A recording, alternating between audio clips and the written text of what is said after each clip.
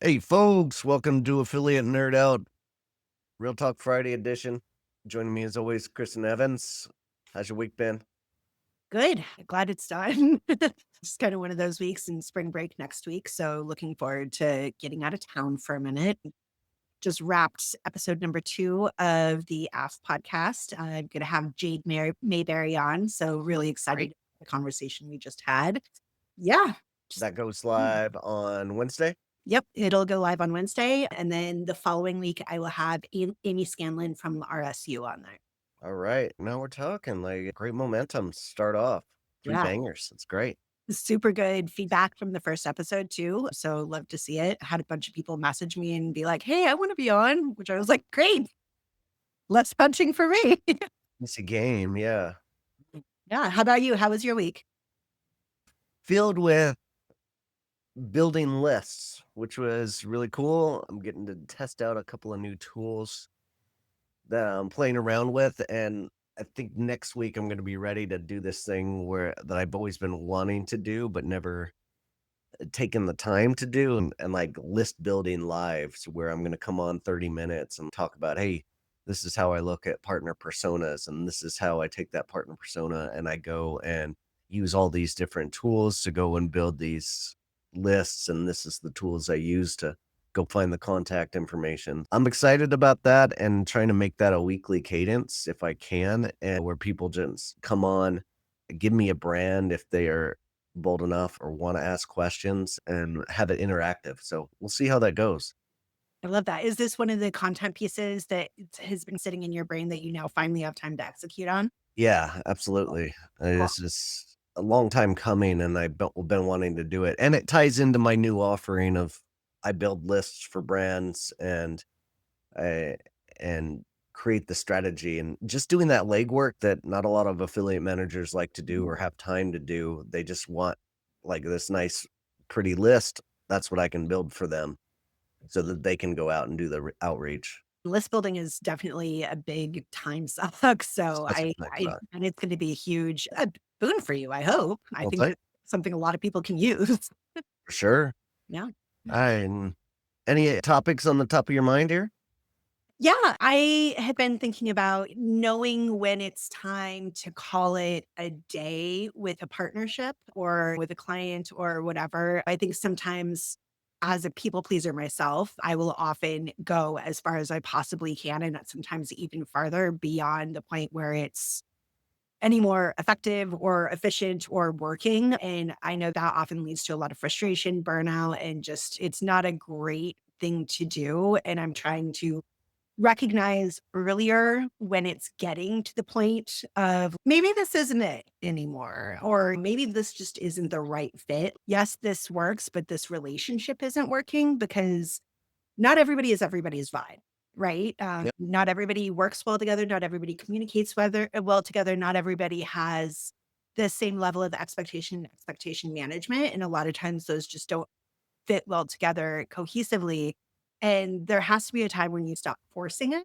And like, I've historically been one of those people that are like, no, I can hold on to it. I'm going to make it last as long as humanly possible. And that doesn't really serve me anymore. And especially when I have to think about my team and the resources there and all of the other pieces of how are we really spending this much energy on something that like it's just not it anymore. So just figuring out how to like very graciously and gracefully sever those kinds of ties is so that it doesn't sever the relationship, it just severs like the working relationship.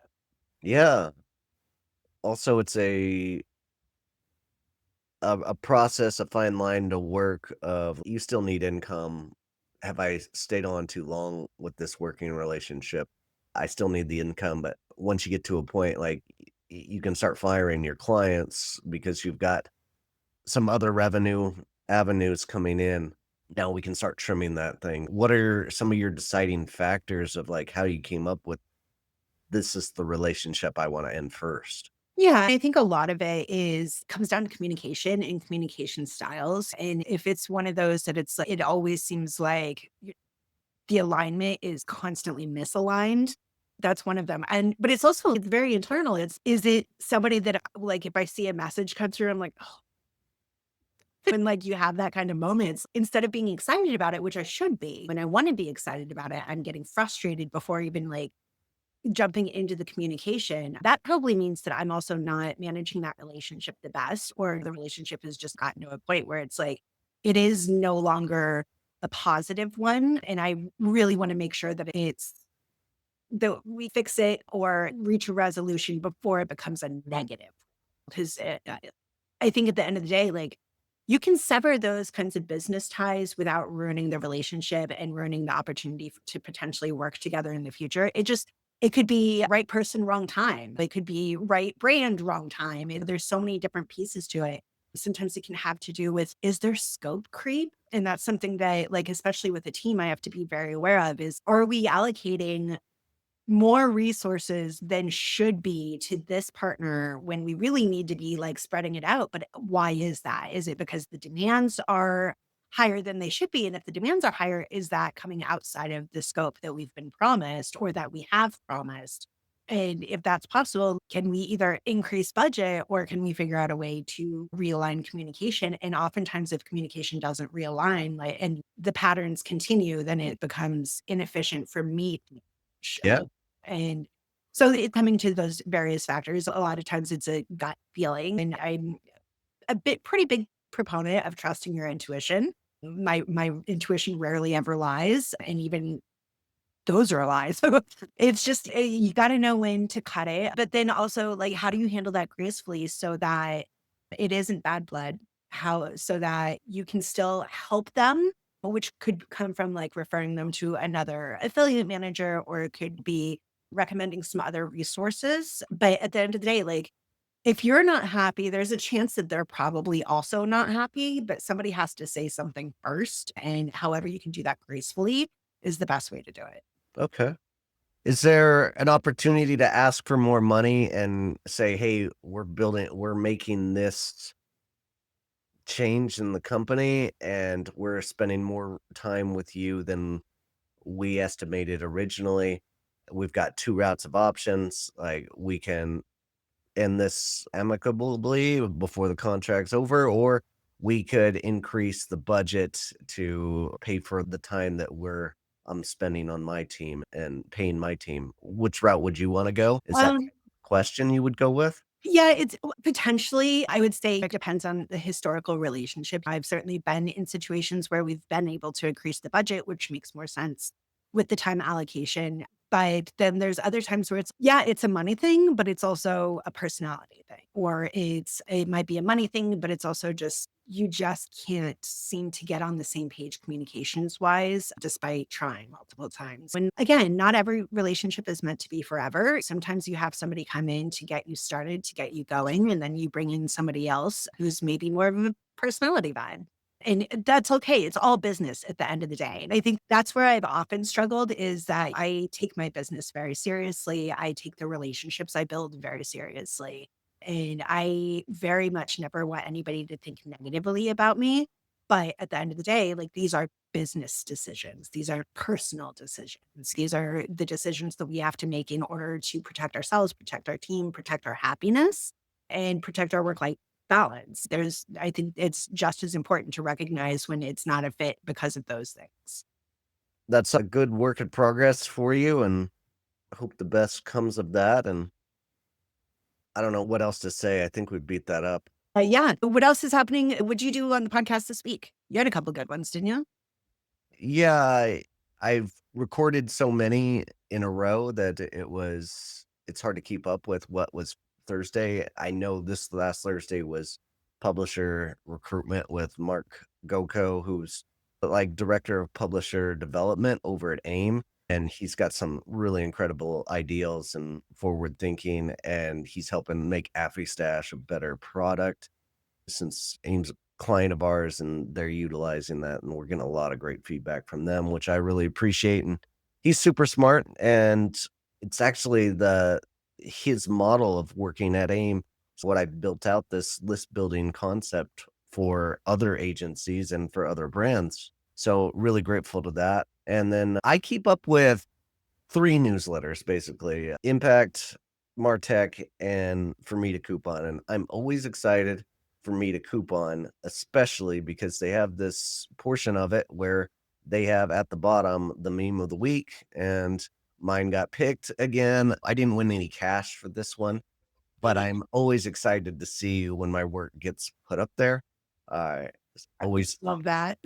always a fun one.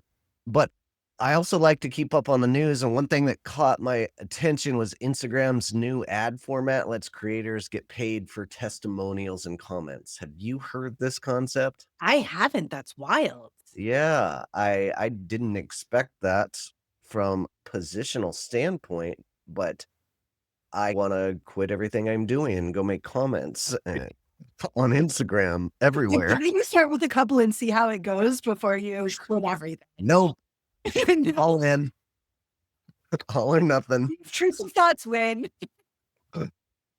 Yeah, but I'm gonna do some research and how to game this, and, who knows how long it'll be, like, things like this that they test out could last a month, it could last years, who Yeah. knows kinda thing.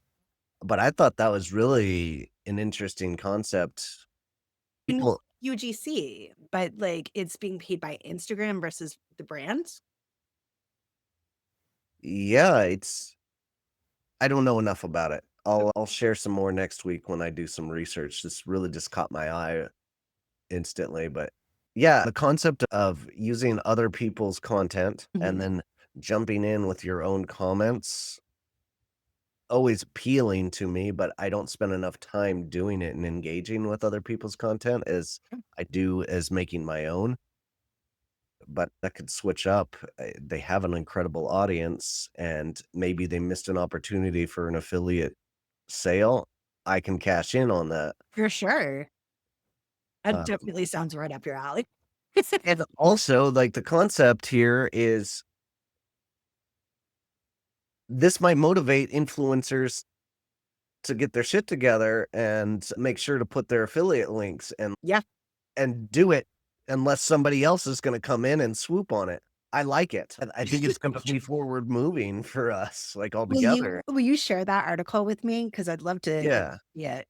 you got it. I was in TechCrunch. I'll try to put a link in this Okay, comment section here.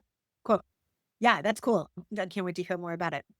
Yeah, We're gonna awesome. make you an influencer yet, bud. I wanna be that living that affiliate dream. I know you do, I know you do. We're working on it. Working on it. Yeah. More reviews to come and products to review out there. Very excited about it, but all right. Have a great spring break. We won't be here Friday, right? Nope, I'll Yeah. be in Disneyland. All right. Go get them, I will. Have a princess. good break, bud. All right. You too. Later, Bye. Evans. Bye. All right, folks. Take care. See ya.